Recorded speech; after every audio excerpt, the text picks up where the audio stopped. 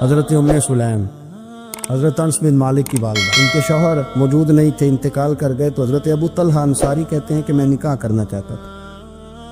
حضرت ابو طلحہ بڑے سمجھدار آدمی تھے، زیرک تھے، مالدار تھے، عقل مند دانا بندے تھے۔ انہوں نے پیغام بھیجا حضرت ام سلیم سے کہ تیرے ساتھ نکاح کرنا ہے۔ سمجھدار آدمی تھے، عقل مند تھے۔ حضرت ام سلیم کہنے لگی کہ آپ نے پیغامی نکاح بھیجا ہے تو آپ جتنے وفادار اور شریف آدمی، آپ کا پیغامی نکاح رد نہیں کیا جا سکتا، پر میری نکاح کی شرطیں بڑی سخت ہیں۔ نکاح وہ کیا؟ کہنے لگی میرا حق مہر بڑا مہنگا ہے، اگر آپ میرا حق مہر ادا کریں تو وہ میں آپ سے نکاح کر لیتی ہوں۔ حضرت ثابت رضی اللہ تعالیٰ عنہ فرمایا کرتے تھے دنیا میں اتنا تگڑا حق مہر میں نے کسی بیوی کا نہیں دیکھا، اور اتنا خوبصورت بھی نہیں دیکھا جتنا حضرت ام سلیم کا حق مہر ہے۔ حضرت ابو طلحہ کہنے لگے بی بی تو حق مہر بتا، تیرا کیا حق مہر ہے؟ دیکھو ان لوگوں کا ایمان کتنا مضبوط تھا، تعلق کتنا گہرا تھا۔ ام سلیم کہتی ہے حق مہر دے دو، اور جو لفظ انہوں نے بیان کیے وہ اتنے شاندار ہیں کہ وجد کرنے کو دل کرتا ہے۔ فرمانے لگی بس حق مہر لوں گی، اس کے بعد کسی چیز کا سوال نہیں کروں، ساری زندگی خرچہ نہیں مانگوں گی، روٹی پانی کپڑا جو دو گے پہن لوں گی، پر ایک حق مہر وہ اگر دیتے ہو تو میں نکاح کر لیتی ہوں، اس کے علاوہ سوال کوئی نہیں۔ حضرت ابو طلحہ کہنے لگے بی بی بتا تو صحیح حق مہر کیا، تو رو پڑی۔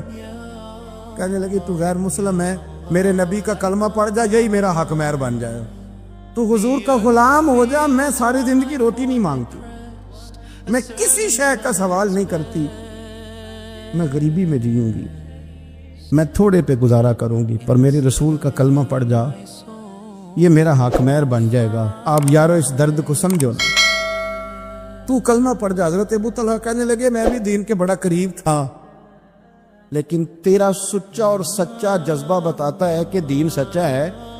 فرمانے لگے تو اب نکاح کر چاہے نہ کر، میں نے مصطفیٰ کا کلمہ پڑھنے کا فیصلہ کر لیا، میں نے فیصلہ کر لیا ہے کہ اب میں نبی پاک کا کلمہ، اور میری یہ شرط نہیں کہ تو نکاح کرے چاہے نہ کرے، یہ وہ واحد حق مہر ہے۔ ایک بیوی نے حق مہر لیا ہے کہ تو کلمہ پڑھ، تو کلمہ پڑھ اور میں تیرے ساتھ نکاح۔ اللہ کرے اب بھی بیویاں ہوں جو کہیں کہ پہلے نمازی بن اور حمدید یاد کر، پہلے شریف النفس ہو، پر یہ تو بیویوں کی شرطیں نہیں۔ بیویاں تو کہتی قبضہ دے، تو اپنی کنجیاں دے، باقی کسی چیز کی ضرورت ہے۔ عورتوں کا بڑا تابناک اور خوبصورت کردار رہا ہے دین کے لیے ہمیشہ، بلکہ جتنے لوگ دین کے لیے تیار ہوئے، عالم ہوں، مجاہد ہوں، غازی ہوں،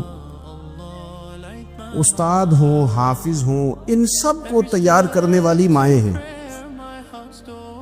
اور وہ پوری جد و جہد کے ساتھ بھیجتی، تیار کرتی، محنت کرتی۔ انہوں نے ان کی تیاری میں بھی اور آبیاری میں بھی خوب کردار ادا کیا۔ اب یہ کہ مزید آنے والی نسل میں جو ہماری بیٹیاں ہیں، ان کو ہماری جو اسلاف میں خواتین گزری ہیں، ایک تو ان کے کردار سے ہمیں آگاہ کرانا چاہیے، تاکہ بچیاں بجائے آج کی کسی جدید عورت سے جڑنے کی بجائے وہ سیدہ عائشہ صدیقہ سے جڑیں، وہ سیدہ پاک سیدہ فاطمہ الزہرا سے جڑیں، وہ جو کنیزیں ہیں حضور صلی اللہ علیہ وسلم کے دین کی، حضرت ام سلیم کے ساتھ جڑیں، حضرت ام شریک کے ساتھ جڑیں، حضرت ام عمارہ کے ساتھ جڑیں، انہوں نے جڑنا ہو تو حضرت ام سلمہ کے ساتھ جڑیں، وہ ان سب خواتین کے ساتھ ان کا تعلق مضبوط ہو۔ اور دوسرا یہ بھی ایک بات یاد رکھیں کہ 40 50 60 عورتیں کسی جگہ نکل کے کوئی دھما چوکڑی کرتی ہیں تو وہ 22 کروڑ کے ملک میں رہنے والی ہماری پاک ماؤں کی نمائندہ کبھی بھی نہیں ہو سکتی۔ اس لیے دنیا ان کا چہرہ دیکھ کے، بلکہ ان کا مکروہ چہرہ دیکھ کے، ہمارے گھروں میں حیا کا پردہ پہن کے بیٹھنے والی عورتوں کو اس پر کبھی بھی وہ قیاس نہ کرے۔ الحمدللہ آج بھی مائیں پاک دودھ پلاتی ہیں تو رسول اللہ کا نام جپنے والے بیٹے پیدا ہوتے ہیں۔ تو اس لیے کوئی ایسی مایوسی، کوئی ایسی کمزوری، کوئی یہ نمائندہ نہیں ہے۔ یہ تو چونکہ دنیا میں ہمارے ہاں ہوتا یہ ہے کہ کوئی بندہ کوئی فضول بات کرتا ہے تو میڈیا اس کو کوریج زیادہ دیتا ہے، تو لوگ سمجھتے ہیں پتہ نہیں کیا ہو گیا. ایسی کوئی بات نہیں ہے. یہ تو چند لوگ ہیں، وظیفہ خوار ہیں، خریدے ہوئے لوگ ہیں، اور ان کو جان بوجھ کے لا کے یہاں مسلط کیا جاتا ہے معاذ اللہ پاکستان کی شکل دکھانے میں. کچھ اپنے اس میں ملوث ہوتے ہیں تاکہ ایک بگڑی ہوئی صورت لوگوں کے سامنے پیش کی جائے. یہ وطن ہے داتا علی اجویری کا اور بابا فرید الدین مسعود گنج شکر کا. یہ اللہ والوں کا وطن ہے، یہ حضرت محدث اعظم پاکستان کا وطن ہے. اس کے اندر اس طرح کے لوگ کس طرح پنپ سکتے ہیں؟ کوئی ان کا وجود نہیں. تو قرآن حکیم نے ہمیں کہہ دیا کہ جو بھی نیک عمل کرے وہ مرد ہو یا عورت ہو، تخصیص کوئی نہیں. ہو مومن، مرد ہو چاہے عورت ہو، فَلَنُحْيِيَنَّهُ حَيَاتًا طَيِّبَةً، ہم اسے پاکیزہ زندگی عطا فرمائیں گے. اللہ کے پیارے رسول صلی اللہ علیہ وسلم نے ارشاد فرمایا، حضور علیہ السلام ارشاد فرماتے ہیں کہ مختصر سی بات ہے مسند امام احمد بن حنبل میں، انسان کے لیے جنت میں چلے جانا نا بہت بڑی کامیابی ہے. کیوں؟ اس لیے کہ اللہ کا دیدار بھی جنت میں اور مدینے والے محبوب کا قرب بھی جنت میں نصیب ہوگا. رسول کائنات علیہ السلام کے قرب میں بھی جگہ وہی جنت میں ملے گی. وہیں سب اللہ والوں کی زیارت ہے، وہیں سب کے لیے انعامات ہے، وہیں سب کا بسیرا ہے. قرآن مجید نے کہا اصحاب الجنتی ہم الفائزون، اصحاب الجنتی ہم الفائزون، یہ جو جنتی ہیں یہ کامیاب لوگ ہیں. نبی پاک صلی اللہ علیہ وسلم نے مختصر بات ارشاد فرمائی مسند امام احمد بن حنبل میں. حضور فرمانے لگے عورت 5 نمازیں پڑھے، اپنے روزوں کی حفاظت کرے، یعنی رمضان کے روزے رکھے. فرمایا اپنے خامند کی اطاعت کرے، نماز روزے کی پابندی کرے، خامند کی اطاعت کرے اور اپنی شرمگاہ کی حفاظت کرے. تو حضور فرماتے پھر قیامت والے دن نہ اس کے لیے جنت کھول دی جائے گی، وہ جس دروازے سے چاہے جنت میں داخل ہو جائے. پر کھول دیا اللہ تعالیٰ نے اس کے لیے 2 ہی باتیں، ایک یہ کہ نماز روزے کا خیال کرے، خامد کی اطاعت کرے، شرمگاہ کی حفاظت کرے. تو جنت کے جس دروازے سے وہ چاہے گی نا اس کو داخلہ دے دیا جائے. تو عورتوں نے بڑے مضبوط ایمان کا مظاہرہ کیا ہے، مضبوط ایمان کا. پہلی مثال دیتا ہوں جناب ہاجرہ کی. حضرت ہاجرہ رضی اللہ تعالی عنہا حضرت اسماعیل علیہ السلام کی والدہ ہیں، جناب ابراہیم خلیل اللہ علیہ السلام کی اہلیہ ہیں. میں نے پہلے بھی ایک دفعہ کہا تھا، پھر کہتا ہوں کہ آج کل نا کاکروچ دیکھ کے، چھپکلی دیکھ کے چیخ مارنا یہ خوف نہیں، یہ فیشن ہے. اسے پتہ چلتا ہے کہ یہ برگر فیملی ہے، اسے پتہ چلتا ہے یہ امیر لوگ ہیں. یعنی کاکروچ کھا جاتا ہے، یہ چھپکلی کھا جاتی ہے، لیکن یہ نا جی وہ جی ہمارا بچہ چیخ مارتا ہے اس کو دیکھ کے، کیا مطلب ہے بڑا پڑھا لکھا جی، بڑی سوبر فیملی. یہ پڑھے لکھے نہیں، یہ بزدل ہونے کی علامت. کمزور پڑھنا، ڈرنا، خوف کھانا، اللہ تبارک و تعالیٰ پر ایمان رکھتے ہوئے توکل میں کمزوری کرنا، معاذ اللہ. مسلمان کا تو یہ نظریہ نہیں نہ ہوتا. اور مسلمان عورتوں کا ہر وقت رونا کہ نصیب پتہ نہیں کیسے ہوں گے، پتہ نہیں کیا بنے گا، میرا تو کچھ بنے نہیں رہا. جب بات کرنا رو کے کرنا، جب سنانا دکھ کی سنانا. یہی حال ماں کا ہے، یہی بہن کا ہے، یہی بیٹی کا ہے، الا ماشاءاللہ کچھ اچھی بھی ہیں. تو اس قدر زیادہ کمزور نظریات مسلمان عورتوں کے نہیں ہوتے. اور پھر ساری زندگی اگر یاد کرنا ہے تو دکھ یاد کرنا ہے، سکھ نہیں یاد کرنا. زندگی کے اندر جہاں کسی جگہ آزمائش آئی اس کا ذکر روز کرنا ہے، اور جو آسانی آئی ان کو بھول جانا ہے. حضرت ہاجرہ کو جناب ابراہیم خلیل اللہ علیہ السلام چھوٹا سا بیٹا دے کے وادی غیر ذی زرعین میں چھوڑ آئے. اتنی سی کھجوریں، ایک مشکیزہ پانی کا. اس خاتون کو وہاں کھڑا کیا، دور دور تک آبادی کوئی نہیں، جنگل کا سما ہے، پرندے تک آ کے نہیں چہکتے، کوئی چیز نہیں دنیا کی. لیکن ایمان اس کو کہتے، طاقت اس کو کہتے. کلمہ پڑھنے کے بعد کھڑا رہنا اور اپنے توکل کو مضبوط رکھنا اس کو کہتے. حضرت ابراہیم واپس لوٹ رہے تھے تو جناب ہاجرہ نے ایک سوال پوچھا، بس ایک. جناب ہاجرہ عرض کرتی ہیں اللہ کے خلیل، یہ اپنی مرضی سے چھوڑ کے جا رہے ہو کہ رب کا حکم ہے؟ میرے مالک کی میرے بارے میں یہی فیصلہ ہے، یہی رضا ہے، یا آپ اپنی مرضی سے چھوڑ کے جا رہے. تو جناب خلیل علیہ السلام فرمانے لگے ہاجرہ نہیں، یہ رب کا فیصلہ ہے، یہ اللہ کی رضا ہے. تو آپ کو بخاری میں یہ لفظ ملیں گے. جناب ہاجرہ کہنے لگی پھر آپ فکر نہ کریں، اگر رب کا یہ حکم ہے تو پھر میرا رب ہمیں کبھی بھی ضائع نہیں کرے گا. یہ مضبوطی ایمان کی، یہ مضبوطی، رب پھر ہمیں کبھی ضائع. او میرے ملت کی بیٹی اور بہنوں، ساری امیدیں خامن سے کیوں لگاتی ہو؟ ساری امیدیں بیٹے اور بھائی سے کیوں لگاتی ہو؟ ساری امیدیں دنیا سے کیوں لگاتی ہو؟ اس طرح کرو، اپنی ساری امیدیں اپنے رب کے ساتھ وابستہ کرو. رب کی رضا پہ، رب کے فیصلوں پہ راضی رہنا سیکھو. اگر تم یہاں ٹھہر گئی نا تو تمہارے پھر آنسو بہیں گے ضرور پر اللہ کی بارگاہ میں. پھر تمہاری دعائیں کے لیے ہاتھ اٹھیں گے ضرور پر اس کا کرم طلب کر. پھر کمزور باتیں نہیں کرو. اس طرح ایمان عورتوں کا مضبوط تھا.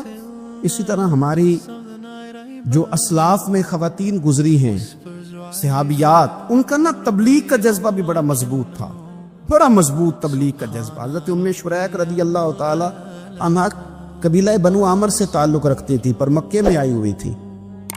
گھر گھر جا کے رسول اللہ کا دین بتاتی. ان دنوں میں نہیں جن دنوں میں پھول پھینکے جاتے ہیں تبلیغ کرنے والوں پر، جن دنوں میں نعرے لگتے ہیں ان دنوں میں نہیں، ان دنوں میں جب چھپ چھپ کے لوگ دین کی بات کرتے تھے. حضرت زید بن ارقم رضی اللہ تعالیٰ عنہ کے گھر میں لوگ بیٹھ کے دین سیکھتے تھے. یہ خاتون، مجھے آج کہہ لینے دیں یار، مجھے کہہ لینے دیں. ووٹوں کی ضرورت ہو تو عورتیں گھر گھر چلی جاتی ہیں. ایک سیٹ کی ضرورت ہو تو بیویوں کو گھر گھر بھیج لیا جاتا ہے. یہ دیکھو، یہ ایمان ہے رسول اللہ صلی اللہ علیہ وسلم پر صحابیات کا. یہ کمال ہے کہ گھر گھر وہ بھی گئی ہیں پر ووٹ کے لیے نہیں، رسول اللہ کے دین کے لیے. رسول اللہ کے دین کے لیے گھر گھر حضرت ام شریک جاتی، جا کے نا، اور وہ طریقہ تھا نا، عورتوں کو قائل کرتی. بڑے کٹھن حالات تھے اسلام پر، اعلانیہ کوئی بات نہیں کر سکتا تھا.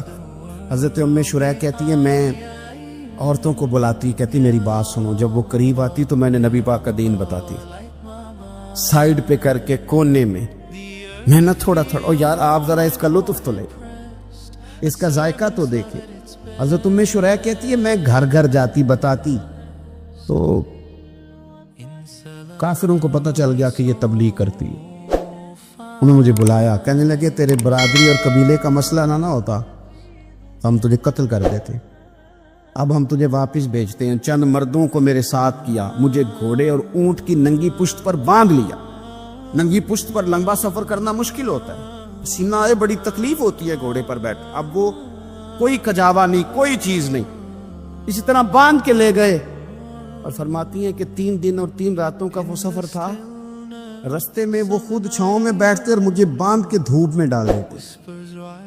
3 دن میں نے زمین پر چلنے والی کسی چیز کی آواز نہیں سنی، لیکن وہ جب نبی پاک کے دین کی بات پوچھتے تو میرا کلیجہ خوشی کے ساتھ ٹھنڈا ہو جاتا، آنکھیں کھل جاتی اور میں کہتی کیا بات ہے میرے نبی پاک کے دین کی. اس کیفیت میں بھی وہ تبلیغ کی لذت اپنی جگہ موجود. حضرت ام شریک رضی اللہ تعالیٰ عنہ فرماتی ہے ایک جگہ انہوں نے مجھے لٹا دیا باندھ کر.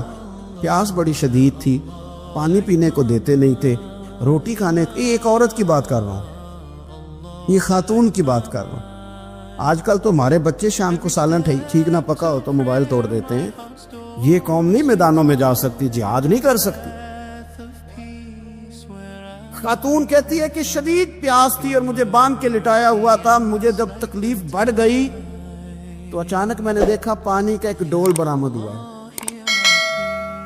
میں نے اس سے تھوڑا سا پی لیا پر طلب ابھی باقی تھی. وہ پھر آ گیا برتن، میں نے پھر پیا.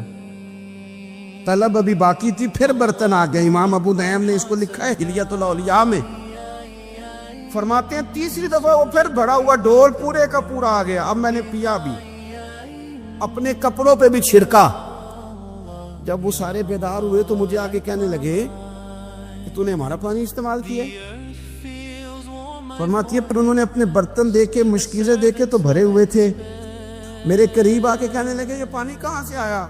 تو میں نے کہا تم ابھی میرا عقیدہ نہیں سمجھے، یہ میرے رب نے مجھے دیا ہے.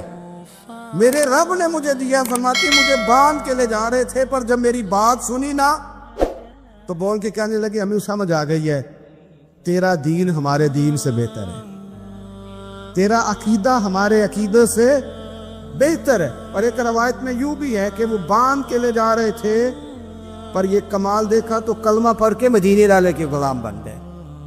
صحابیات نے نا بڑا جم کے دین کا کام کیا.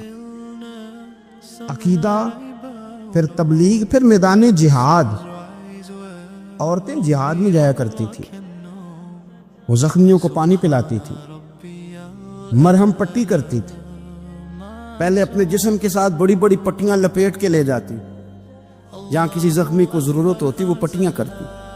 اور اعصابی طور پر مضبوط رہ کے میدان کے اندر جہاد وہ بندہ کرتا ہے جو یقین کامل کی دولت جسے نصیب ہو، جسے پتا ہو کہ یہ میں مروں گا تو میرا مرنا رائے گا نہیں، اللہ مجھے شہادت کا درجہ عطا فرمائے گا. لیکن اگر یہیں سے بندہ اپنے آپ کو مطمئن نہ کر سکے تو میدان میں جائے گا. یقین کامل ہو، اگر ہو یقین کامل پیدا تو پھر کٹ جاتی ہیں زنجیریں، پھر انسان آگے مضبوطی سے آگے بڑھتا ہے. نبی پاک صلی اللہ علیہ وسلم جب جہاد کے لیے تشریف لے جاتے نا تو عورتوں پر کسی نہ کسی شخص کو نمائندہ بنا کے چھوڑ کے جاتے تھے. ایک دفعہ مولا علی شیر خدا کو بھی چھوڑ کے گئے، حضرت عبداللہ ابن مکتوم رضی اللہ تعالیٰ عنہ کو بھی ایک دفعہ چھوڑ کے گئے. ایک موقع پر نا حضور نے عورتوں کو ایک جگہ پہ چھوڑا پیچھے، تو وہ قلعہ تھا حضرت حسان بن ثابت رضی اللہ تعالیٰ عنہ. بڑا مضبوط قلعہ تھا. اس قلعے کے اندر خواتین ساری محفوظ کر کے ان کو وہاں بٹھا دیا گیا. حضور جہاد کے لیے چلے گئے. اب وہاں قلعے میں عورتوں کو اس لیے رکھا گیا تھا کہ یہاں یہودی بھی ہیں، تو ایسا نہ ہو کہ ہم باہر لڑیں تو وہ اندر سے کوئی شرارت کر دیں، لہذا عورتیں محفوظ رہیں. حضرت حسان بن ثابت رضی اللہ تعالیٰ عنہ کی ڈیوٹی تھی تلوار لے کے حفاظت کرنے کی. تو ایک یہودی آ گیا، وہ اب تو کرنے لگا، تجسس کرنے لگا کہ یہاں عورتیں ہیں تو کوئی مرد بھی ہے کہ لوگ دائیں بائیں دیکھنے لگا. حضرت صفیہ رضی اللہ تعالیٰ عنہ نے توجہ کی، جناب حسان بن ثابت سے کہنے لے 1 منٹ لگا اس کی گردن مار دے، ایسا نہ ہو کہ یہ جا کے بتا دے، گردن اڑا دے. حضرت حسان بن ثابت ذرا تھوڑی کوشش کرنے لگے، ارادہ کرنے لگے، آگے بڑھنے لگے. تو ابھی وہ تیاری میں ہی تھے تو حضرت صفیہ رضی اللہ تعالیٰ عنہ خود نکلی پیچھے سے ہو کے، ذرا سا ایک ستون کے پیچھے چھپی، ہاتھ میں بڑا سا ڈنڈا پکڑا. وہ آپ کے قریب سے گزرنے لگا. تو یہ خاتون کی بات کر رہا ہوں، خاتون کی. کسی مرد کی ضرورت ہے عورت کو تنگ کر جائے؟ شرط یہ ہے کہ عورت کے اندر بھی تو غیرت ایمانی ہو نا، اس کے اندر بھی تو وہ قوت ہو نا. ایسا نہ ہو کہ وہ کمزور پڑ جائے. ہاتھ کے اندر ڈنڈا تھا. جب وہ یہودی پاس سے گزرنے لگا تو اللہ اکبر کہہ کے بی بی نے اتنے زور سے مارا ڈنڈا، حضور کی پھپھو نے ایک ہی ڈنڈا کھایا اور وہ زمین پہ ڈھیر ہو گیا. حضرت صفیہ نکلی اور جناب حسان بن ثابت سے کہنے لگی مجھے آتی ہے شرم، کیونکہ جب کسی کو مار دیا جائے تو اس کا مال مال غنیمت ہے نا کافر کا. اب اس کی زرہ اتارنی ہے، اس کی تلوار لینی ہے. فرمایا مجھے شرم آتی ہے، وہ مرد ہے، اس طرح کرو مار میں نے دیا، سامان تم اتار کے لے آؤ. یہ قوت تھی مسلمان عورتوں کے اندر، یہ شوق تھا، یہ جذبہ تھا. ہمارے ہاں نا روز روز کی کمزوریاں، عورتوں کا روز آنسو بہانا اور جہاں بھی سنانا دھوکھی سنانا، اس نے انہیں کمزور کر دیا. آپ کے ذہن پہ چیزیں سوار ہو جاتی ہیں نا.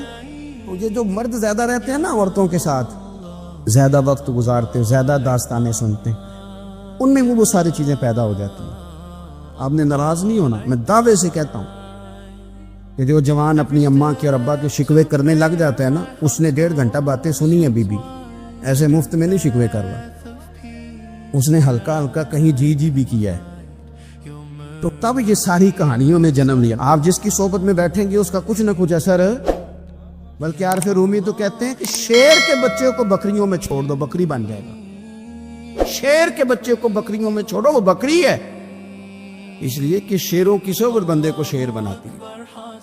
حال پتہ کیا ہے کہ محبوب پیدا نہیں ہوئے تو باپ چلے گئے. ابھی عمر چھوٹی تھی، माँ की खुल के ज़ियारत होना थी कि अम्मा भी चली गई।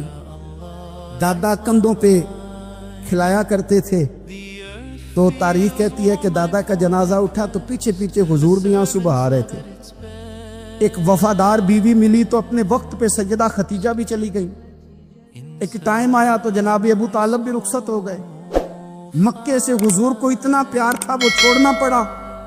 सादिक और अमीन कहने वालों ने हुजूर की दावत को कबूल करने से इनकार कर दिया, तो रसूल करीम ने अपनी पेशानी पर किसी किस्म का कोई शिकन नहीं आने दिया।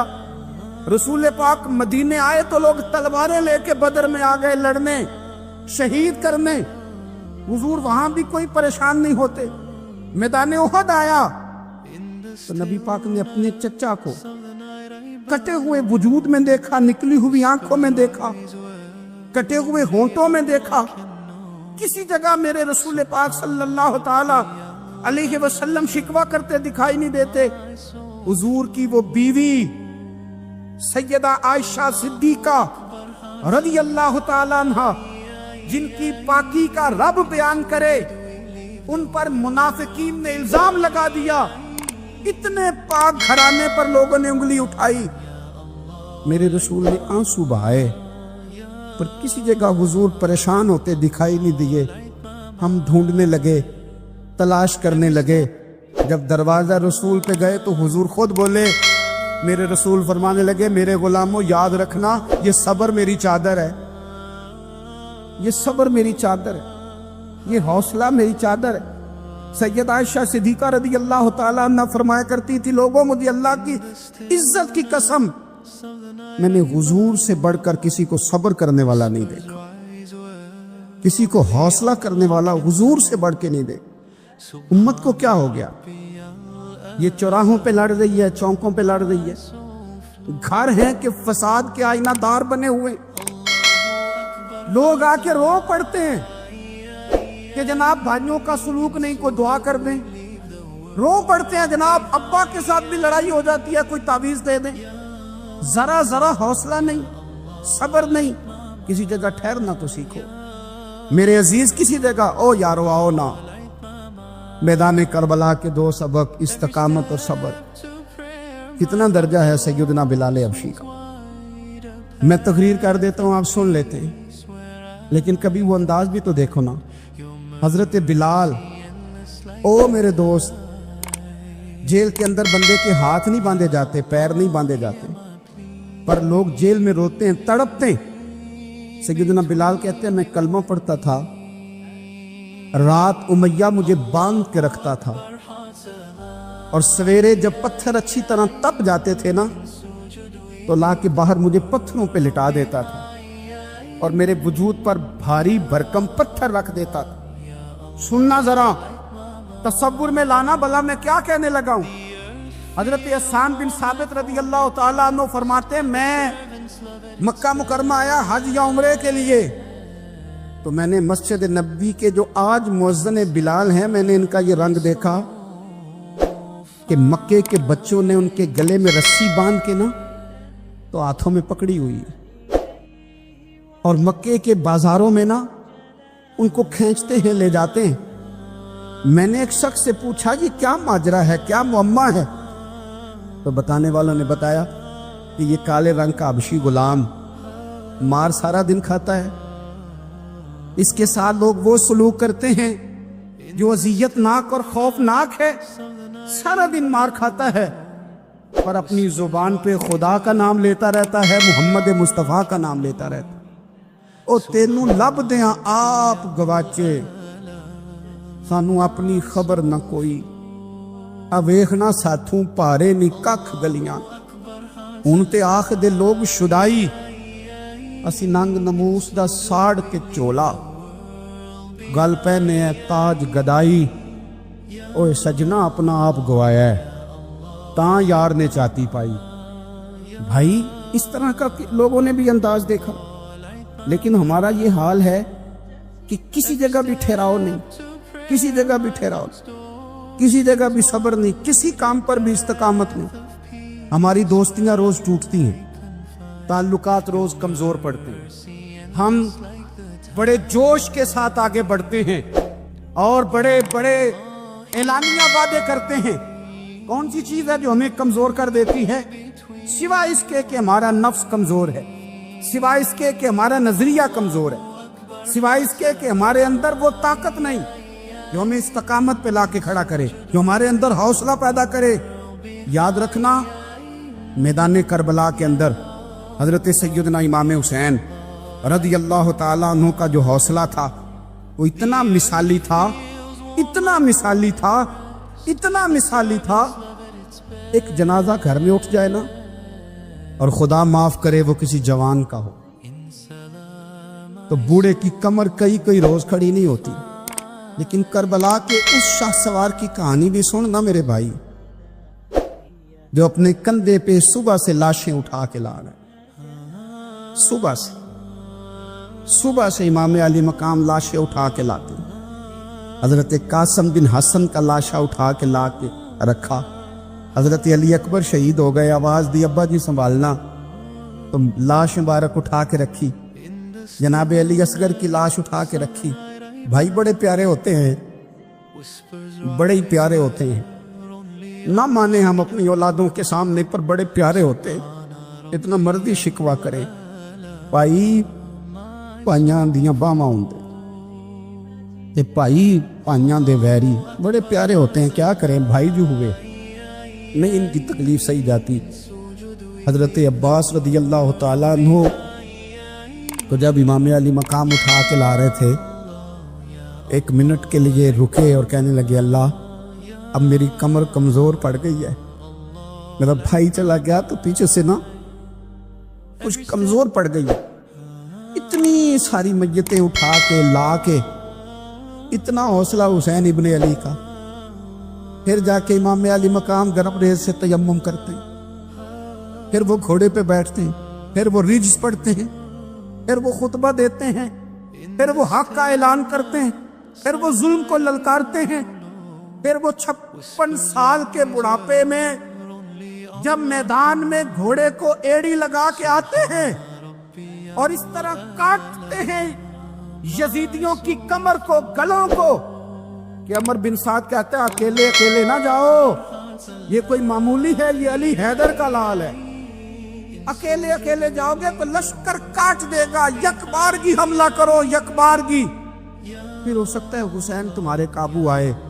امام علی مقام میدان کربلا میں جب تیر کھا رہے تھے تو تجھے حوصلہ سکھا رہے تھے، مجھے حوصلہ سکھا رہے تھے. جب وہ میدان کربلا میں نیزے کھا رہے تھے، زخم لے رہے تھے، تو ڈٹنا سکھا رہے تھے، حوصلہ کرنا سکھا رہے تھے. بات بات پہ کمزور پڑنے والوں، ملت کے جوانوں، ابھی تو تم نے بہت سارے اجالے لانے ہیں، ابھی تو کئی اندھیروں سے لڑنا ہے، ابھی تو کئی شمع جلانی ہے، ابھی تو بہت سارے گھر ہیں جو منتظر ہیں کہ تم انقلاب لاؤ، ابھی تو بہت ساری آبادیاں ہیں جہاں تم نے امن قائم کرنا ہے، ابھی تو بہت سارے شہر ہیں جہاں سے تم نے ظلم مٹانا ہے، ابھی تو بہت ساری جگہ ہیں جہاں تمہارے نام کے دیپ جلیں گے، جہاں تم جا کے اسلام کے نام کی تختی لگاؤ گے. ابھی تو بہت سارے مینارے ہیں جن پہ تم نے لا الہ الا اللہ محمد رسول اللہ کے نام کا جھنڈا لگانا ہے. ابھی تو آگے بڑھنا ہے، ابھی تو بہت سارا کام کرنا باقی. اقبال کہنے لگے کہ وقت رخصت ہے کہاں، کام ابھی باقی ہے، اور لوگوں نور توحید کا اتمام ابھی باقی ہے. اور ایک شاعر اور بولے، وہ کہنے لگے مسلمانوں نہ گھبراؤ، خدا کی شان باقی ہے، ابھی اسلام زندہ ہے، ابھی قرآن باقی ہے. کافر کیا سمجھتے ہیں جو ہم سے روز الجھتے ہیں، ابھی تو کربلا کا آخری میدان باقی ہے، ابھی تو بڑھنا ہے، آگے سفر کرنا ہے. کمزور نہ پڑے. اپنی زندگی کے اندر کسی جگہ بھی بیماری بھی آ جاتی ہے، تکلیف بھی آ جاتی، آزمائشیں بھی آ جاتی، غریبی بھی آ جاتی، یہ آنے والی چیزیں ہیں تو آ جاتی. اپنی زندگی میں صرف 2 4 5 چیزوں کو لاگو کر لیں. ایک تو مخلص زندگی گزاریں، ریاکار زندگی نہ گزاریں. جو لوگ ریاکار ہوتے ہیں وہ بزدل ہوتے ہیں، جو ریاکار ہوتے ہیں وہ دکاندار ہوتے ہیں، جو ریاکار ہوتے ہیں وہ اداکار ہوتے ہیں، جو ریاکار ہوتے ہیں ان کے پاس ایک کریکٹر رہ جاتا ہے، اندر ان کے کچھ بھی نہیں ہوتا، خالی ہو جاتا ہے سارا۔ زندگی میں مخلص بنیں گے تو دلیر ہو جائیں، اخلاص کے ساتھ آپ زندگی میں سفر کریں، آپ مخلص ہو جائیں۔ میرے رسول پاک صلی اللہ علیہ وسلم نے فرمایا مخلص ہو جاؤ، اللہ کے رضا والے ہو جاؤ، مخلص ہو جاؤ، تمہارا تھوڑا عمل بھی تمہارے لیے زیادہ ہو جائے گا، تمہیں کفایت کر جائے گا تھوڑا عمل۔ اللہ کے علاوہ کسی سے ڈرنا چھوڑ دیں، غیر کا خوف دل سے نکال دیں، خوف نکال دیں، اپنی زندگی میں غیر کا خوف نکال دیں، نکال پھینکیں آپ امیروں کا خوف، نکال پھینکیں دنیا کیا کہے گی۔ یاد رکھنا عزتیں بھی رب دیتا ہے، ذلتیں بھی اس کی مشیت کا تقاضا ہوتی ہیں، رزق کا مالک بھی اللہ ہے۔ حضرت مولا علی سے کسی نے کہا کہ آپ اپنے ساتھ حارس کیوں نہیں رکھتے، گن مین کیوں نہیں رکھتے، باڈی گارڈ کیوں نہیں رکھتے؟ تو حضرت علی فرمانے لگے موت سب سے بڑی محافظ ہے، وقت سے پہلے آتی نہیں، آ سکتی نہیں۔ آپ غیر کا خوف نکال باہر پھینکیں۔ ایک جملہ میدان کربلا میں امام حسین نے کہا تھا، ایک جملہ، اور وہ جملہ اتنا طاقتور ہے کہ اگر سونے کے پانی سے لکھا جائے، ہیروں سے تولا جائے تو یہ ساری چیزیں کمزور پڑ جائیں۔ امام علی مقام میدان کربلا میں جب گھوڑے پہ سوار ہوئے، اللہ اکبر کہہ کے میدان میں آئے، اور آپ نے یزیدیوں سے کہا کہ تم ظالم ہو، جابر ہو، فاسق ہو، اطاعت تمہاری نہیں قبول کی جائے گی، اب بتاؤ لڑنا ہے کہ کیا کرنا ہے؟ جب وہ لڑنے کے لیے میدان میں آئے تو امام نے ایک جملہ کہا، فرمانے لگے لوگوں گواہ رہنا، آج میں نے عزتیں خرید لی ہیں اور ذلتیں دور کر دی ہیں۔ عزت ہے ہمارے پاس، عزت، ذلت دور ہو گئی۔ اگر اس کے ظلم سے چھپ کے بیٹھ جاتے، اگر ان تلواروں کے سامنے کمزور پڑ جاتے، اگر اس بڑے لشکر کو پیٹھ دکھا دیتے تو یہ عزت والا معاملہ، لوگوں ہم نے عزتوں کا سودا کیا، ہم نے ذلتیں بھگا دی، ہم نے وہی سودا کیا جو ہمارے اجداد کا طریقہ تھا، جو ہمارے اسلاف کا طریقہ تھا، جو طریقہ ہم نے علی المرتضیٰ سے سیکھا تھا اور نبی مصطفیٰ سے سیکھا تھا، وہ طریقہ ہم نے کر دکھایا۔ اللہ کے غیر کا خوف نکال پھینکے زندگی۔ اور تیسری بات، ہدف مقرر کریں، ہدف مقرر کریں۔ آپ کیا ہیں؟ آپ دین کے دائی ہیں، آپ دین کے مبلغ ہیں، آپ دین کو مالی سپورٹ کرنے والے ہیں، آپ اخلاقی سپورٹ کرنے والے ہیں، آپ ایک تاجر ہیں، آپ کس طرح کر کے میدان میں ہیں؟ آپ ایک ویلفیئر شخصیت ہیں، لوگوں کا بھلا کرنے والے، آپ کیا ہیں؟ اپنی زندگی میں اپنے اہداف مقرر کریں، بے معنی بے مقصد زندگی نہ۔ ہم نے ہدف بڑا چھوٹا مقرر کیا ہے۔ ایک بندے کا ہدف ہے کہ میں نے کروڑ پتی بننا ہے، بن گیا وہ کروڑ پتی، اب کیا کرے؟ اب وہ ٹینشن میں ہے کیا کروں، ہدف چھوٹا تھا نا، وہ پورا ہو گیا۔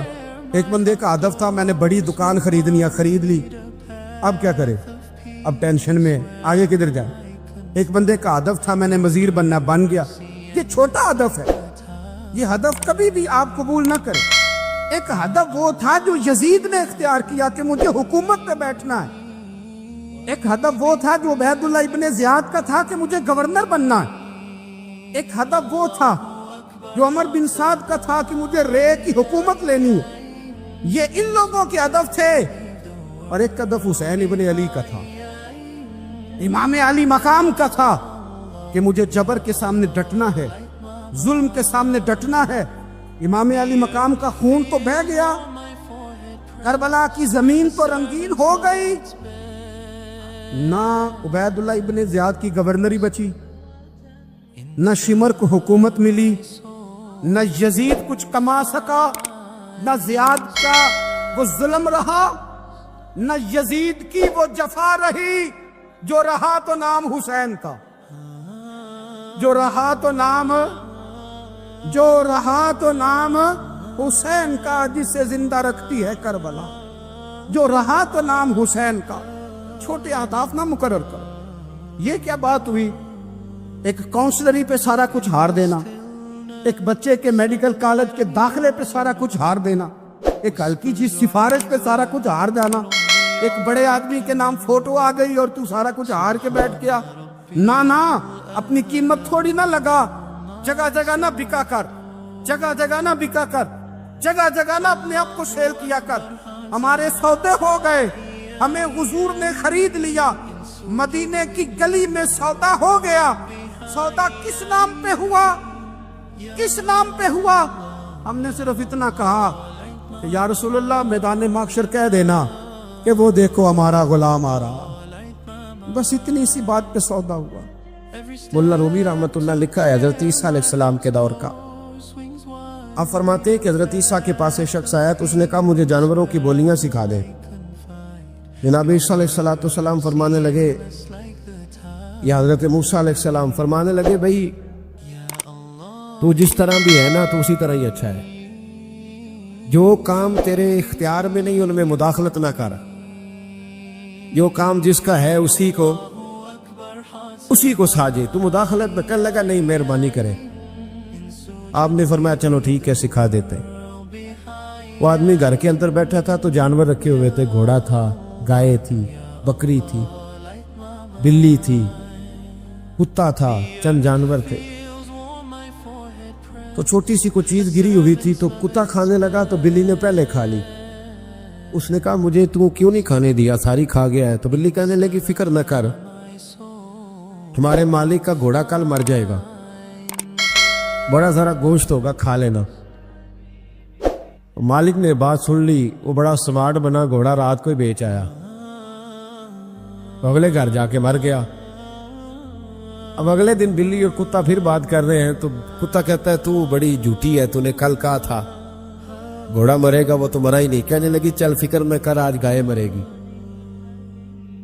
उसने सुन लिया, गाय भी छोड़ आया।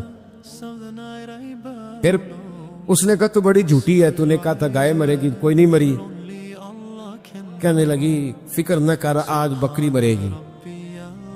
उसने सुन ली, बकरी भी छोड़ आया। मुल्ला रूमी रहमतुल्लाह ताला अलैह फरमाते हैं कि बिल्ली बड़ी मायूस बैठी है तो दूसरा जानवर कुत्ता उससे पूछता है कि तू आज बड़ी परेशान है, क्या हुआ? बड़े तू झूठ बोलती थी, आज बड़ी मायूस है। कहने लगी परेशान इसलिए हो कि आज हमारे मालिक की रूह परवाज कर जाएगी। बकरी तो छोड़ आया था, गाय तो छोड़ आया था, घोड़ा तो छोड़ आया था, अपने आप को कहां छोड़ के आता? हजरत इस्राइल अलैहिस्सलाम से भी कुछ छूट सकता है। अब बड़ा परेशान हुआ हजरत ईसा अलैहिस्सलाम की खिदमत में, हुजूर मेहरबानी करे, वो तो बातें कर रहे हैं जानवर के मेरी बारी है। तो आप फरमाने लगे तुझे कहा था तू जिस हाल में है उसी में रह, आगे बढ़ के मुदाखलत न कर, अपने दायरा कार के अंदर रह, तू आगे बढ़ा है, तू मर्जी का रिजल्ट चाहता था। कहा हुजूर मेहरबानी करे, अब होगा क्या? आप फरमाने लगे तेरे घर के अंदर एक शख्स की मौत लिखी हुई थी, घोड़े का वक्त आया तो तू उसे छोड़ आया। अब वही मौत जब गाय पे आई तो तू उसे छोड़ आया। अब तूने तो समझा कि मैंने वहां से भी लाख बचा लिया है, यहां से भी 80,000 बच गया है। बकरी की बारी आई तो तूने वो भी 30,000 बचा लिया। अब तू नहीं बच सकता, इसलिए कि इरादा कुदरत है। तू अपनी मर्जी का रिजल्ट मांग रहा था ना, तो वक्त आ गया है। अगर तू इरादा कुदरत पे रहने देता तो शायद तेरी उम्र लंबी कर दी जाती। हजरत सीरी शक्ति रहमतुल्लाह अलैह दरख्त के नीचे बैठे थे,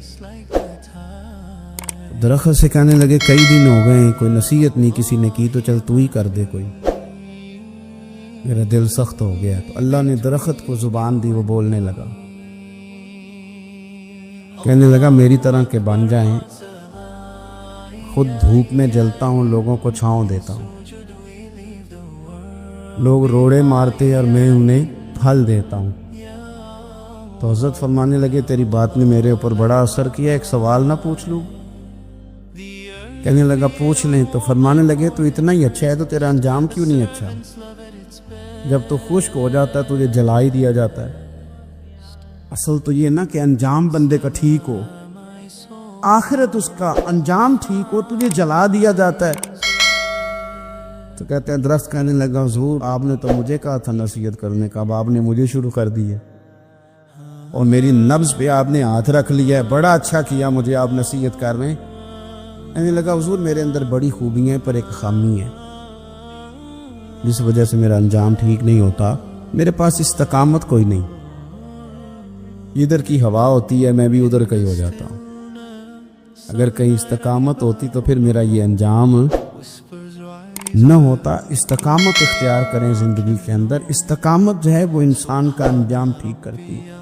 تیرا جو توکل ہے وہ مضبوط ہونا چاہیے، تیرا بھروسہ اپنے رب کی ذات۔ تو غافل ہو گیا اللہ سے، تو نے اسباب پر بھروسہ سارا کرنا شروع کر دیا۔ اسباب اختیار کیے جاتے ہیں، بھروسہ رب کریم پہ کیا جاتا ہے۔ دینے والا عزت بھی اللہ دے گا، رزق بھی اللہ دے گا، بلکہ امام غزالی رحمۃ اللہ نے تو حدیث لکھی ہے، آپ فرماتے ہیں کہ نبی پاک صلی اللہ علیہ وسلم نے فرمایا جس نے بندوں سے عزت تلاش کی رب اسے رسوا کر دے گا۔ جو سیاست کر کے عزت حاصل کرنا چاہتا ہے، جو اس طرح کا ماحول بناتا ہے کہ میں کوئی ایسے کام کروں کہ لوگ میری واہ واہ کریں، لوگوں سے عزت کا حصول کرنے والے کو رسوا کر دیا جاتا ہے۔ عزت در اصل وہی ہے جو رب کریم عطا فرماتا ہے۔ میرے عزیز دوستو، آپ اپنی توجہ، دل کی توجہ، روح کی توجہ اپنے مالک کی جانب جب کر لیتے ہیں، غفلت کا پردہ اتار دیتے ہیں اور ہر وقت غلبہ رکھنا پیسوں کا، ہر وقت اسی میں سوچنا، اسی میں محو ہو جانا، پھر آپ کا ذہنی نقصان ہوتا ہے، پھر آپ کی روح جو ہوتی ہے وہ بے چین رہنے لگتی ہے۔ پھر ایسے بھی غریب دیکھے جن کے پاس پیسے ہیں، پیسوں کے علاوہ کوئی شے بھی نہیں۔ پھر ایسے بھی تنگ دست دیکھے کہ جن کے پاس جائیدادیں بڑی ہیں اور ان کے پاس رات کو سکون سے سونے کے لیے وقت کوئی نہیں۔ عزیز بھائی، حضرت ویس کرنی رضی اللہ تعالیٰ عنہ کی ملاقات ہو گئی حضرت حرم بن حیان کے ساتھ، یہ بھی تابعی ہیں۔ تو حضرت حرم بن حیان رحمۃ اللہ علیہ کہتے ہیں یہ نا ہم تو خیر بڑی ساری باتیں سنتے ہیں تو نصیحت نہیں نہ حاصل کرتے، ویسے بھی یہ دور تقریریں کرنے، تقریریں سننے کا ہے۔ جو عمل کرنے والے لوگ تھے ان کا کیا طریقہ تھا کہ وہ ایک دو جملہ ہی کافی تھا، علم و بس کری ہو یار، وہ ایک کوئی عرفتے نہیں درکار، جملہ ایک بھی تیرے لیے کافی ہے، لیکن شرط یہ کہ تو عمل کا ارادہ رکھتا ہو، تیرا خیال ہو کہ عمل کرنا۔ وہ لوگ نا مختصر سی باتیں کرتے، مختصر سی نصیحتیں کرتے، لیکن وہ عکس جلدی کرتے، اس میں سے اپنے لیے خیر جلدی تلاش کرتے۔ حضرت حرم بن حیان کی ملاقات ہوئی حضرت ویس کرنی رضی اللہ تعالیٰ عنہ کے ساتھ، تو حضرت حرم بن حیان کہتے ہیں میں نے عرض کی حضور میں کسی ملک میں جا کے رہنا چاہتا ہوں، کہیں سکونت اختیار کرنا چاہتا ہوں، یہاں سے ہجرت کرنا چاہتا ہوں، تو مجھے کوئی آپ مشورہ دے میں کہاں جاؤں؟ تو فرماتے ہیں کہ میں نے جب یہ سوال کیا تو حضرت ویس کرنی نے مجھے اشارہ دیا، فرمانے لگے ملک شام چلا جا۔ کہتے میں نے اگلا سوال کیا حضور وہاں جا کے کاروبار کیا کروں گا، رہوں گا کیسے، کھاؤں گا کہاں سے؟ تو فرماتے ہیں حضرت ویس کرنی نے رومال اٹھایا، کندھے پہ رکھا اور چلنے لگے۔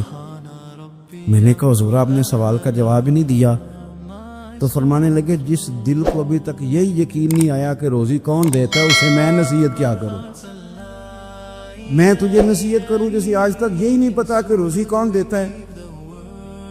تو ابھی تک اپنے دل کو پکا ہی نہیں کر پایا کہ روزی رب دیتا ہے؟ او خدا کے بندے کیا نصیحت کروں تجھے، تو ابھی تک یہاں اڑا ہوا ہے۔ مال کماتے کماتے مقصد مال نہیں بنانا، دولت حاصل کرتے کرتے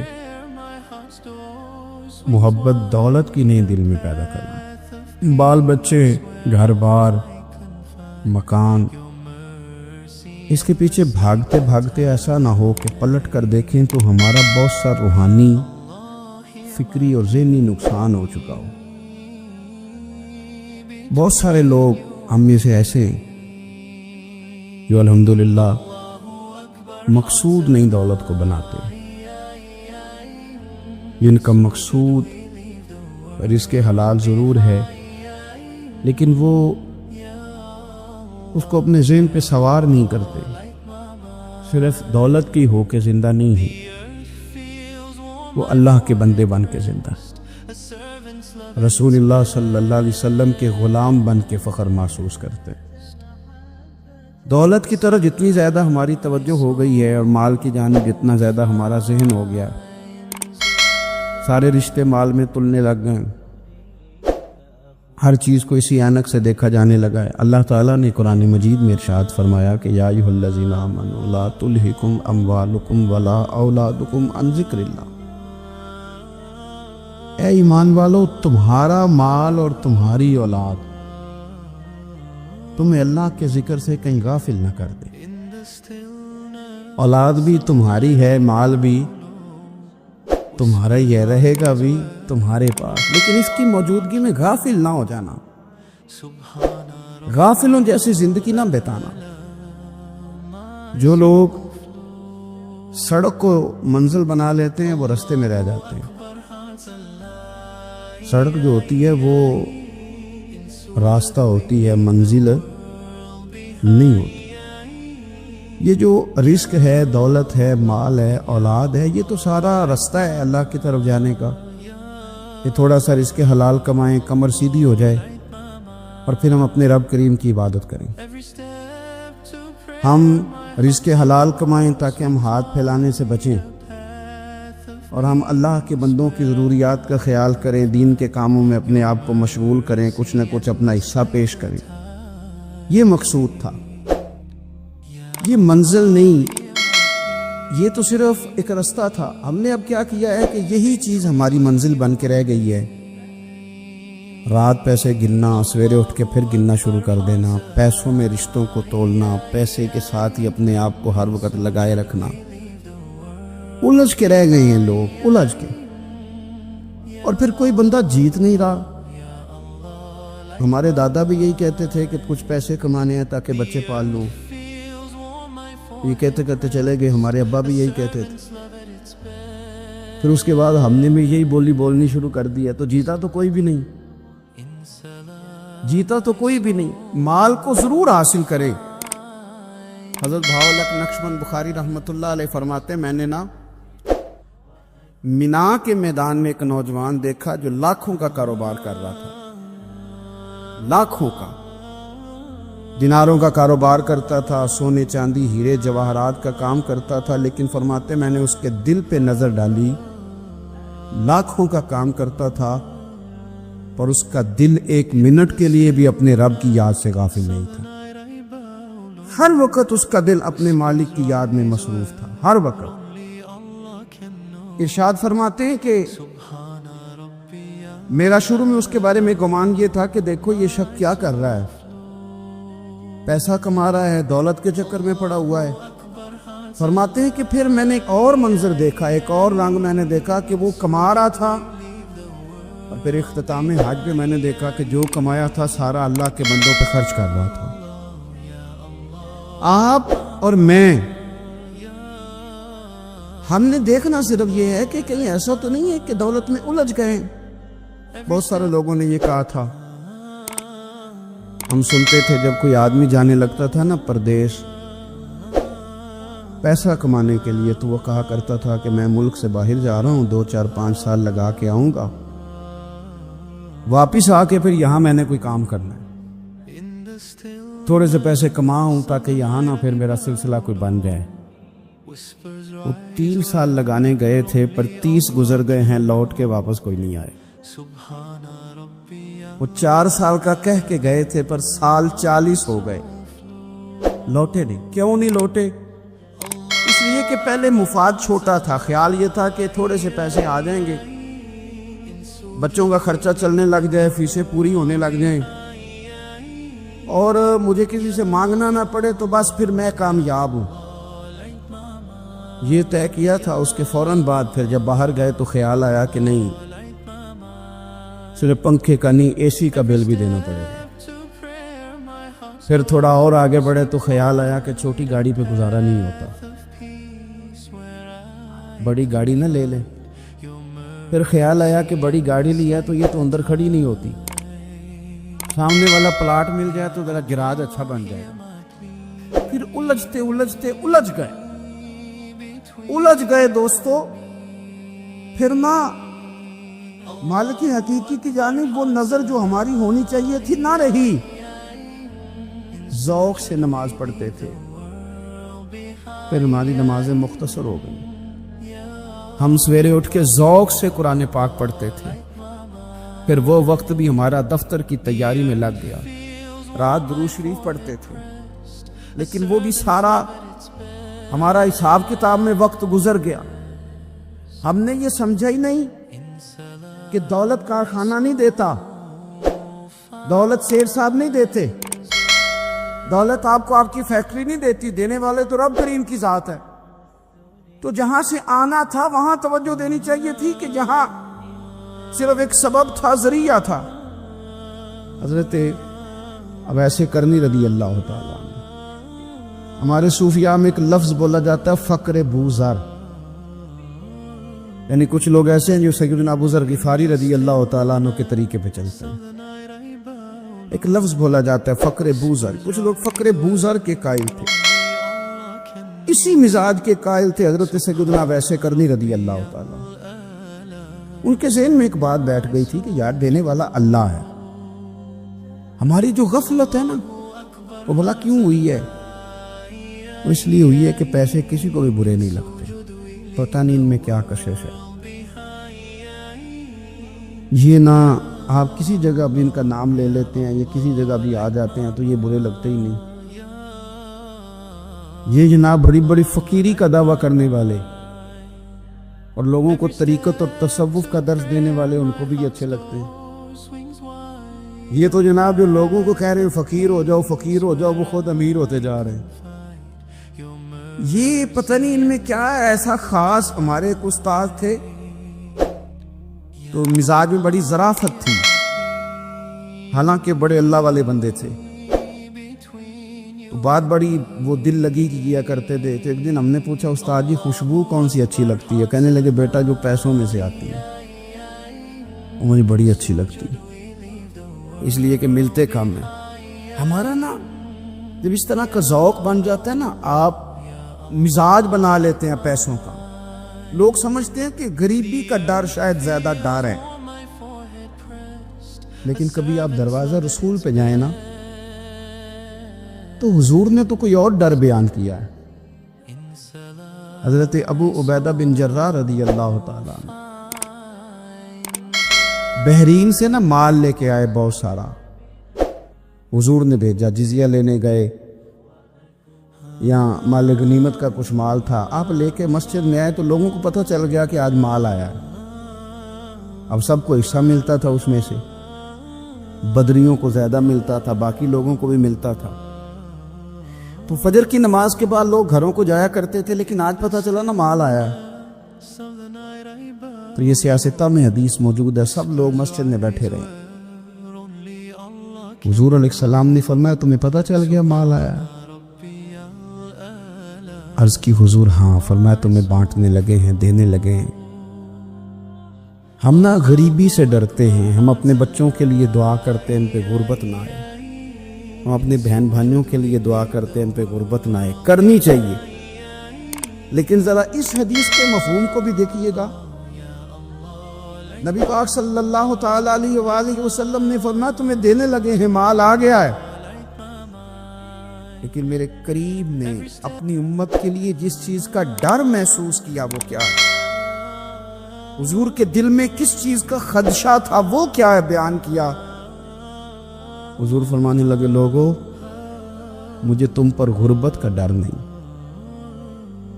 یہ ڈر نہیں کہ تم غریب ہو جاؤ گے، بلکہ مجھے تو ڈر ہے کہ تم پر دولت پھیلا دی جائے گی، تم زیادہ مالدار ہو جاؤ. خوف غریبی کا نہیں، خوف تمہارے مال کا ہے. اور حضور فرماتے ہیں کہ پھر تم انہی باتوں میں مبتلا ہو جاؤ گے جن میں پرانی امتیں مبتلا ہوئی تھی. اور جب وہ اللہ کی نافرمانی میں مبتلا ہوئی تھی تو پھر وہ ہلاک کر دی گئی تھی. مجھے ڈر ہے، مجھے ڈر ہے. ہاں جہاں دولت آتی ہے وہاں سستی بھی آتی ہے، جہاں دولت آتی ہے وہاں معاذ اللہ عیاشی بھی آتی ہے. جہاں دولت زیادہ آ جاتی ہے وہاں پھر لوگ ہر چیز کو دولت میں تولنے لگتے ہیں. جہاں دولت زیادہ آتی ہے میرے بھائی پھر لوگ سمجھتے ہیں کہ ہر چیز میں خرید لوں گا. پھر لوگوں کے ذہنوں کے اندر اس طرح کا فطور آتا ہے. حضور نے فرمایا مجھے ڈر ہے تمہارے دولت مند ہونے کا، ڈر ہے دولت مند ہونے کا. یارو اپنے پیسوں سے ڈرا کرو، اپنی جائیدادوں سے ڈرا کرو، اپنے مال سے ڈرا کرو. وہ ہم نے جو بڑے بڑے محلات تعمیر کرنے شروع کیے ان سے ڈرا کرو، اس لیے کہ حضور نے فرمایا مجھے ڈر ہے. حضرت ابو بکر صدیق رضی اللہ تعالیٰ عنہ تشریف فرما تھے. ہمارے نا بچے بہت زیادہ آسانی مانگتے ہیں. اقبال نے کہا لہو مجھ کو رلاتی ہے جوانوں کی تن آسانی. جب میں جوانوں کا مزاج دیکھتا ہوں نا کہ اتنے آرام پسند ہو گئے ہیں تو پھر میری آنکھوں سے لہو بہتا ہے. لہو مجھ کو رلاتی ہے جوانوں کی تن آسانی. ان کا وجود اتنا آسانی کا ماحول لینا چاہتا ہے. ذرا سی بھی کوئی تکلیف آپ دیکھ لیں، لائٹ بند ہو جائے تو مصیبت کھڑی ہو جاتی. کسی جگہ چند منٹ کے لیے، آدھے گھنٹے کے لیے ٹریفک بند ہو جائے تو مثلاً کیا ہو جائے گا. لیکن یہ کہ طبیعتوں میں تلخی، اور جب وہ گاڑیاں آہستہ آہستہ چلتی ہیں تو ایک دوسرے سے آگے بڑھنے کی وہ شدت، وہ ہمارے مزاج میں ایک دوسرے کے بارے میں دل میں بڑے بڑے جملے کیوں؟ اس لیے کہ ہماری طبیعت آسانی پسند ہے. ذرا سی بھی کوئی رکاوٹ ہم نہیں برداشت کرتے. تھوڑی دیر کے لیے ٹھہرنا پڑ جائے ہمارے لیے بڑا مشکل کام ہے. آپ ہمیں ہماری مرضی کے خلاف کوئی بات کر دیں تو ہمیں بگڑا ہوا سمجھے. ہماری طبیعت میں وہ آسانی ہے. یہ آسانیاں انسان کو پھر بڑے بڑے کام نہیں کرنے دیتی، پھر انسان کمزور پڑ جاتا ہے. پھر وہ کوئی کسی انقلابی تحریک کا کبھی حصہ نہیں بن سکتا. اگر وہ بڑی صلاحیت بھی رکھتا ہو تو وہ زندگی میں کوئی کارنامہ سر انجام نہیں دے پاتا، کیونکہ طبیعت میں آسانی آ گئی. اس کا مزاج ہی نہیں. جس بندے کو گرمی زیادہ لگتی ہے وہ کیسے آگے بڑھے گا؟ یہ سیٹھوں کے بیٹے، مالداروں کے بیٹے، پیروں کے بیٹے، بڑے بڑے جناب مشائخ کے صاحبزادگان الا ماشاءاللہ آگے نہ بڑھنے کی وجہ کیا ہے؟ صرف یہ ہے کہ طبیعت کا تقاضا یہ ہے کہ ایک آدمی نے رومال پکڑا ہے، دوسرے نے جوتا پکڑا ہے، تیسرا گاڑی کھول رہا ہے. جب آپ اس قدر زیادہ ان کو آسانیوں میں مبتلا کر دیتے ہیں، پھر ان کے لیے جہاد کرنا، میدان میں نکلنا ممکن ہے. حضرت یوسف علیہ السلام کے بھائیوں نے کہا کہ سمجھ تو آ گئی ہے ہمیں کہ ہم نے زیادتی کی، ظلم کیا، اب کرنا کیا ہے؟ تو جناب یوسف کہنے لگے کچھ بھی نہیں کرنا، جاؤ تمہیں معاف کیا. معافی مل گئی. انہوں نے کہا کہ ہمیں تو معافی مل گئی، تو ابا جی تو رو رو کے ان کی بصارت کم ہو گئی آنکھوں کی. ماں بڑا پیار کرتی ہے، پر بیٹے سے جو باپ پیار کرتا ہے اس کا بھی اندازہ کوئی نہیں کر سکتا، کوئی نہیں کر سکتا. دیکھیں نا، اللہ کے نبی حوصلے والے، صبر والے ہوتے ہیں، پر بیٹے کی جدائی بین اللہ کے نبی نے بھی اتنے آنسو بہائے، اتنے آنسو بہائے بیٹے کی جدائی میں کہ نظر آنا کم ہو گیا بصارت. بیٹے کو ابا جب بھی فون کرتا ہے پردیس میں کہ تو آ جا چند گھڑیوں کے لیے، میرا پتہ کوئی نہیں. کہتا ابا جی بس ایک کاغذ رہ گیا، میں آیا. جب ابا جی پردہ کر لیتے ہیں تو کہتے ہیں اس کو برف میں لگا دو، میں 3 دنوں کے بعد آ جاؤں گا. اب کیا فائدہ؟ اب تو رہ ادھر ہی، اب کوئی پڑھ دے گا جنازہ بھی. اب تو آ کے میں نے منہ دیکھنا ہے تو کیا ہوگا اس سے؟ اب تو نبی پاک کا حکم ہے جب کوئی انتقال کر جائے تو جلدی دفن کرو. اب تیری ماں نے ساری زندگی آنکھیں دروازے پہ لگی رہیں کہ اللہ کرے وہ آ جائے. اس وقت تو تجھے خیال نہیں آیا، تو تجھے کاغذوں سے پیار رہا، تو اب کس بات کا انتظار؟ حضرت یوسف علیہ السلام سے بھائی کہنے لگے کہ جناب یعقوب کو نظر آنا کم ہو گیا ہے، ان کا کیا کرے؟ تو قرآن ہے بھائی، قرآن. میں نے کہا یا ہمیں سمجھا دو یا ہم سے سمجھ لو نا بھائی، ہم سے ہی سمجھ لو. یہ کس آیت کا بتاؤ، کیا ترجمہ کریں بتاؤ. اور تم بلڈوزر چلاؤ حضرت علیمہ کے گھر پہ تو ہم چپ رہیں. یہ بھی کس طرح ہو سکتا ہے؟ حضرت یوسف کے بانیوں نے کہا کہ ابا جی کی آنکھوں کی بینائی کم ہو گئی ہے، اب کیا کرے؟ قرآن ہے۔ کہنے لگے اذهبوا بقمیصی، یہ میری قمیض لے جاؤ۔ حضرت یوسف کہتے ہیں یہ میرا کرتا لے جاؤ، میری قمیض لے جاؤ۔ ھذا فألقوہ علی وجہ ابی یاتی بصیرا، میرا کرتا لے جاؤ، میرے ابا کے چہرے پہ ڈال دینا، ان کی آنکھوں کو اللہ روشن فرما دے گا۔ اگر حضرت یوسف علیہ السلام کے وجود سے کرتا لگے تو آنکھیں روشن ہو جائیں، تھوڑی دیر کرتا ان کے وجود سے لگے تو آنکھیں روشن ہو جائیں۔ اور جناب حلیمہ کے کمرے میں، حجرے میں، گھر میں تو 4 سال میرے نبی گھومتے رہے، وہاں آرام کرتے رہے، وہاں تو حضرت جبریل ان کا دیدار کرنے آتے رہے، وہاں تو فرشتے اس گھر کو جھک جھک کر دیکھتے رہے۔ وہ مکان جنت نظیر جہاں اللہ کی ساری رحمتیں برستی رہی، اس میں تبرک ہی کوئی نہیں، اس میں برکت ہی کوئی نہیں۔ آؤ، یہ تو بات ہے نا حضرت یوسف علیہ السلام کی، بخاری مسلم۔ میں نے کہا کہ یار یا تو یہ حدیث علیحدہ کر یا پھر ہمیں اس حدیث کا ترجمہ بتاؤ۔ بات بھی کسی معمولی ہستی کی نہیں، جناب سیدہ عائشہ صدیقہ کی بڑی بہن، حضرت ابو بکر صدیق کی بڑی صاحبزادی، اور وہ والی بی بی جسے میرے نبی نے پیار ہی بڑا کیا ہے، حضور کے لیے غار ثور میں کھانا لے کے جانے والی حضرت اسماء بنت ابی بکر صدیق، وہ کہتی ہیں میرے پاس مصطفیٰ کا ایک جبہ تھا، حضور کا ایک جبہ، کون سا؟ جسے میرے نبی نے کچھ دفعہ یا ایک دفعہ پہنا تھا۔ تو کہا اماں جی پھر آپ نے کیا کیا؟ حضرت جناب سیدہ اسماء بنت ابی بکر صدیق کہنے لگی وہ تھا حضرت عائشہ کے پاس، جب وہ بیمار رہنے لگی تو میں نے کہا عائشہ یہ خزانہ بڑا قیمتی ہے، مجھے نہیں دے دیتی؟ وہ جبہ میں نے لے لیا، بخاری مسلم ہے، بخاری مسلم۔ حضرت جناب سیدہ اسماء بنت ابی بکر صدیق سے لوگوں نے پوچھا اماں جی آپ کیا کرتی ہیں؟ فرماتی ہیں جس بیمار کو کہیں سے شفا نہیں ملتی لوگ اسے میرے پاس لاتے، میں اس جبے کا ایک کونا پکڑ کے پانی کے پیالے میں ڈبوتی اور وہ پھر وہ پانی بیمار کو پلاتی تو اللہ اسے ہر بیماری سے شفا عطا فرما دیتا، اللہ اسے ہر بیماری سے۔ میرے اعلی حضرت فرمانے لگے لا و رب العرش، جس کو جو ملا ان سے ملا، قسم اٹھا کے کہتے ہیں لا و رب العرش، جس کو جو ملا ان سے ملا۔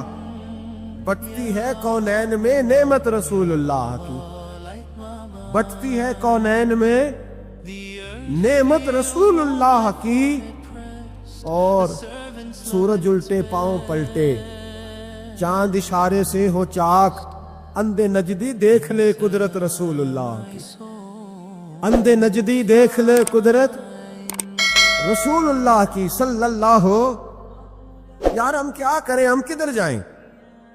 تو خطبہ پڑھتا ہے وہاں بیٹھ کر کے یہ ادھر نہ جاؤ، کوئی برکت نہیں، معافی برکت، ادھر ہم کیا کریں؟ اچھا یہ تو بات تھی نا شفا کی۔ حضرت سہل بن سعد رضی اللہ تعالیٰ، یہ بھی بخاری ہے، حضرت سہل بن سعد کہتے ایک بی بی حضور کی بارگاہ میں آئی، اس نے آ کے حضور کی خدمت عالی مرتبت میں عرض کی حضور میں جب بھی آتی ہوں کرتا یہی پہنا ہوتا ہے آپ نے، یا رسول اللہ صلی اللہ علیہ وسلم، اور اس کو تو اتنے پیوند لگے ہیں کہ گنے نہیں جاتے، تو حضور اگر اجازت دے تو ایک کرتا نہ بنوا لوں آپ کے لیے؟ تو حضور نے فرمایا بنوا لے۔ وہ بی بی کرتا بنوا کے لائی، اس نے بڑی محبت سے بنایا، اس زمانے میں جو کوئی نقش و نگار ہوتے تھے اس نے سجائے اپنے انداز میں، اب اس نے پیار سے بنایا، محبت سے بنایا، یہ بھی باتیں صحیح ہے، اور اصل جملہ جس سے مزہ آئے گا وہ یہ ہے، وہ اندھی ہے میں بڑی ریج نہ بنایا، میں بڑی، اب اس میں جو درد ہے وہ میں اردو کا جملہ ڈھونڈ کے لاؤں تو ملتا نہیں مجھے، کہتی ہے میں نے بڑی، میں ریج نہ بنایا، تو محبوب پاک کی بارگاہ میں لا کے تھال میں پیش کیا، हुजूर की बारगाह में थाल में कुछ बंदे ज्यादा नेक हो जाते हैं, सामने वाले को परहेजगारी का मशवरा देते हैं, कहते किसी को कोई शय न लिया करो। तो मैंने कहा अगर हुजूर ले लें तो तलब करना मना है, लेकिन कबूल करना तो मेरे मुस्तफा का तरीका है। तो भाई ये हमें ना उतना ही नेक बनाओ जितना मेरे रसूल ने हमें बनाया है। 2 कदम आगे बढ़ के कुछ लोग मशवरे देते हैं, ये मशवरा दुरुस्त नहीं। नबी पाक ने फरमाया तू किसी से तलब न कर, लेकिन अगर कोई तेरी तरफ तोहफा बढ़ाए तो उसे कबूल कर, मोहब्बत में इजाफा होगा। जब हुजूर कबूल करते हैं जो कायनात को बांटते हैं, तो फिर तो दूसरे पे कैसे पाबंदी लगा सकता है। मेरे रसूल करीम अलैहिस्सलाम को उसने पेश किया, कहा हुजूर कबूल कर लें। हुजूर ने कबूल किया। अब हुजूर उसका चेहरा देखने लगे, मुस्कुरा के फरमाया तेरा दिल करता होगा मैं पहन के भी दिखाऊं। बेखबर हो जो गुलामों से वो आका क्या है, तेरा दिल कर रहा होगा पहन के दिखाऊं। तो कहा हुजूर दिल यही करता है, मैं ठहर मैं पहन के आया। कुर्बान जाए क्या अंदाजे। अच्छा ये सब का नसीब भी नहीं, ये तबरक लेना बरकत लेना लेके आना ये सब का नसीब। आदम चिश्ती कई दफा बड़ी बड़ी बात कर जाया करते थे, कहने लगे ऐसा कोई महबूब कहीं होगा न कहीं है, बैठा है चटाई पे मगर अर्श नशी है।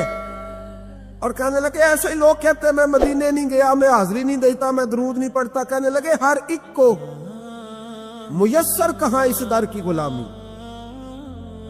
हर एक को मुयस्सर कहां इस दर की गुलामी। इस दर का तो दरबार भी जिबरील अमी है, हर एक को मुयस्सर कहां। भाई तू ऐसा ही कह रहा मैं गया नहीं, हर एक को मुयस्सर कहां इस दर की गुलामी। इस दर का तो दरबान भी। एक जगह कहने लगे तुम्हारे रुखसार की तजल्ली तजल्ली नूर सरमदी है, ये महरो माँ की ज़िया नहीं है, तुम्हारे चेहरे की रोशनी है। वो जलवाए जात जाते हक से जो सबसे पहले जुदा हुआ था, वही बना किश्वरे रिसालत, ये 4 सू जिसकी रोशनी है। जो हम बशर हैं तो वो बशर क्यों, जो वो बशर है तो हम बशर क्यों, ये राज है एक। इसे वो समझे जिसे हकीकत से आशनी, जिसे हकीकत से आ गई है। और फिर आदम चिश्ती कहने लगे जमाना हैरान कि एक बशर लामकाम पे पहुंचा तो कैसे पहुंचा। जमाना हैरान एक बशर लामकाम पे पहुंचा तो कैसे पहुंचा। मैं महवे हैरत हूं कि अर्श की जान जमीन पे किस तरह रह रही है। मैं महवे हैरत हूं कि अर्श की जान जमीन पे कैसे रह रही है। तो भाई नबी करीम अलैहिस्सलाम ने कहा तू ठहर मैं पहन के आया। हुजूर अंदर तशरीफ ले गए, थोड़ी देर के बाद पहन के आए। उस खातून को इतनी खुशी हुई कि उसकी आंखों में आंसू आ गए। कहने लगी देखो मेरा नसीब मैं बना के लाई हूं, मुस्तफा ने कबूल फरमाया। बड़ी राजी हुई, चली गई। हज़रत साल बिन साद कहते करीब एक सहाबी खड़े थे और शारहीन ने लिखा है मामूली आदमी नहीं, हजरत अब्दुल रहमान इब्ने औफ थे, सहाबा में सबसे अमीर आदमी। अल्लाहु अकबर, जरा लुत्फ देखिएगा। कहते वो करीब खड़े थे, जब हुजूर ने पहना ना तो तारीफें करने लगे, कहने लगे सोने कमाल ही हो गई है महबूब, क्या बात है। हुजूर उसके बनाने की मोहब्बत की भी क्या ही बात है, पर जो अल्लाह ने रंग रूप आपको अता फरमाया उसकी भी क्या ही बात है। या रसूलल्लाह इतना प्यारा लग रहा है, इतना प्यारा।